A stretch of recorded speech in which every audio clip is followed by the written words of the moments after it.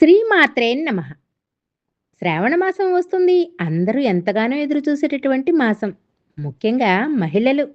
శ్రావణ మాసంలో శ్రావణ సోమవారాలు చేస్తే శివుని అనుగ్రహం కలుగుతుంది. మరి శుక్రవారాలు చేస్తే అమ్మవారి అనుగ్రహం కలుగుతుంది.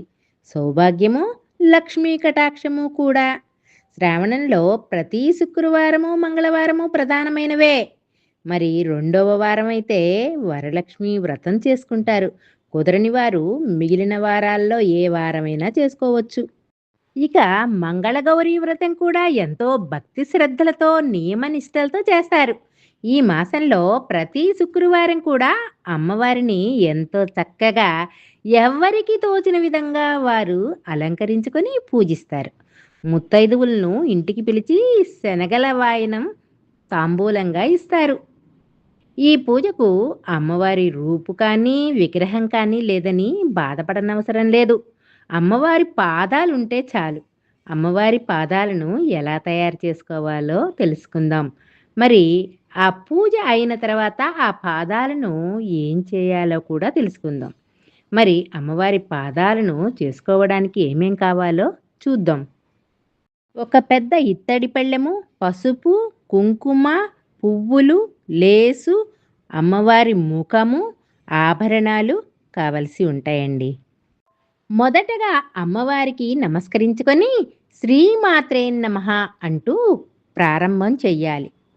అలా నామం చేస్తూ ఉంటే అమ్మవారి ధ్యాసలోనే ఉంటాం.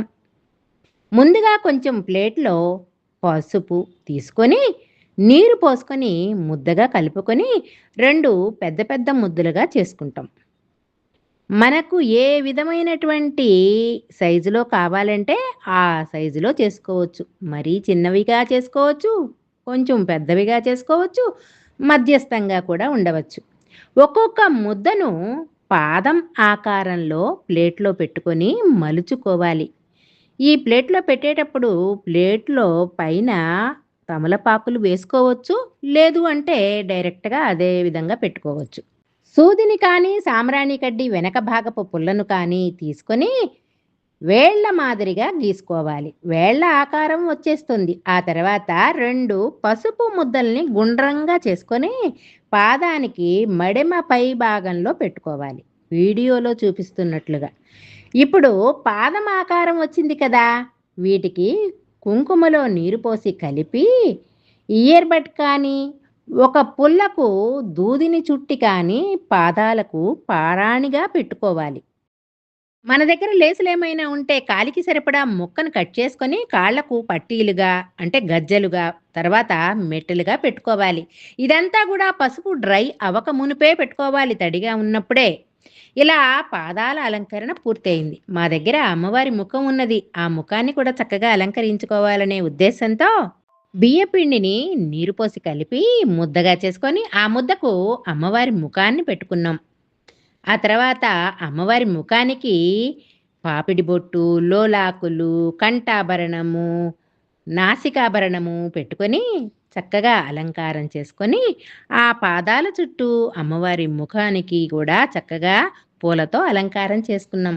ఆ తర్వాత అష్టోత్తర నామావళితో పూజించాం. ఈ పాదాలను గౌరీ పూజల్లో, కార్తీక మాసంలో వచ్చే మంగళగౌరీ పూజల్లో, శ్రావణ మాసంలో వచ్చే శుక్రవారాల్లో, మార్గశిర లక్ష్మీ గురువారాల్లో కూడా చేసుకోవచ్చు. ఇంకా మన గ్రామ దేవతకు సారె ఇస్తూ ఉంటాం. మరి దీపావళి పండగలో లక్ష్మీ పూజ చేస్తాము. వీటన్నిటికీ కూడా ఈ పాదాలు తయారు చేసుకోవచ్చు. ఇలా పాదాలను చేసుకొని అమ్మవారినిగా భావించి అమ్మవారి పాదాలకు శరణు వేడుతూ మనమంతా కూడా చక్కగా పూజ ఆచరించుకోవచ్చు. మరి ఇంకా లలితా సహస్రనామాలని మనం ఇంట్లో సామూహిక పూజ ఏర్పాటు చేసుకుంటాం కదా! అటువంటి సందర్భంలో కూడా ఈ పాదాలను తయారు చేసుకోవచ్చు. మరి కొంతమంది ద్వార పూజ చేస్తూ ఉంటారు. అంటే గడపకి పూజ చేస్తూ ఉంటారు. ఆ సమయంలో కూడా ఈ పాదాలను గడప వద్ద పెట్టుకొని పూజ చేసుకోవచ్చు. పూజ అనంతరము ఈ పాదాలను ఏం చేయాలంటే మంగళవారం, శుక్రవారం కాకుండా నీటిలో కలిపేసేయాలి. లేదా చెట్లల్లో కానీ, ఎవరూ తిరగనటువంటి ప్రదేశంలో కానీ పోయాలి. మా ఊరిలో అమ్మవారికి సారె తీసుకువెళ్తూ అమ్మవారి పాదాలను మా బావగారమ్మాయి చేసింది. అందరూ చూశారు కదా! మీకు అమ్మవారి ముఖము, పాదాలు నచ్చినట్లయితే లైక్ చేయండి, షేర్ చేయండి, సబ్స్క్రైబ్ చేయటం మాత్రం మర్చిపోకండి. శుభం భూయాత్.